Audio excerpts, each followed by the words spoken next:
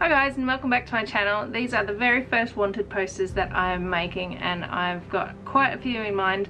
As you can see, it's taken me a long time to get the font sorted and the layout, and that is what I find most difficult about doing text-based designs.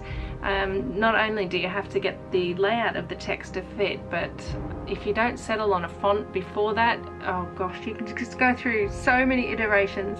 And for me, finding the perfect font can take either hours or even days. So yeah, that's why I've sort of put these poster designs sort of off for such a long time. I've wanted to do them for ages, but I just know that text-based designs take me forever. I've done one before in the past. It was a motivational poster which says be the best version of yourself, and that took me a whole lot longer than it should have.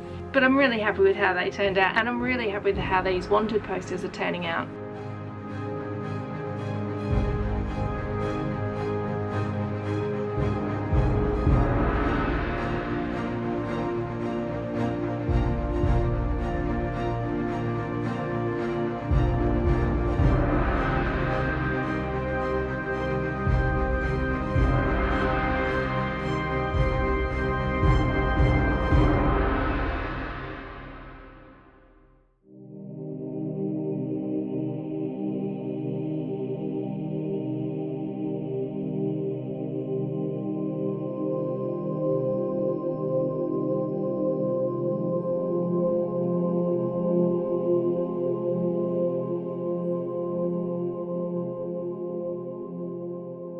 So you should be able to recognise the character, and in Grimm's fairy tale, you know, there was more than just poisoning that this person could be, you know, technically wanted for.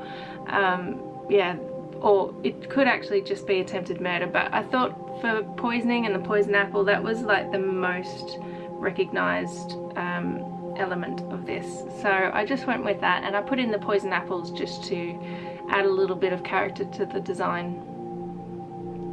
Now when I started sketching the face, it was very loose and very rough, and it looked really awful. But then I realised that I've actually drawn this character before, so I actually reused the artwork from that. I went back into the Illustrator file and I changed it up a bit because I didn't want it to look exactly the same. And I think that's a really handy way to work. If you've already drawn something, you can use that as a basis to create something new instead of starting from scratch each time. And I know that I didn't want the style to be very different or anything hugely different, so it really worked that I could just reuse this old artwork. Likewise with the background of this poster, I didn't actually draw all the gritty, grainy textures myself. I used free textures that I found on the internet, and I layered them up and I moved them around and put them in the right sort of combination that worked for the style that I wanted. And it saved me a ton of time, and I got the look that I was after. And just a point to note is that later on in this video you'll see that I put a watermark over the image, and that's just because a lot of my artwork gets stolen, so it's just for copyright reasons, but it won't appear on any of the actual posters. These should be available in my online shop soon, and I will be selling them at the conventions that I do around the UK. So if you enjoyed watching this, stick around to the end because there's a little surprise, because I couldn't do this one poster. I had to do them in pairs, and I'm sure you can guess who the other character is, so look out for that. And yeah, if you enjoyed this, please give me a thumbs up, subscribe to my channel if you're not already, because it really helps me out. And yeah, I hope you enjoyed it, and I'll see you in my next video. Thanks for watching.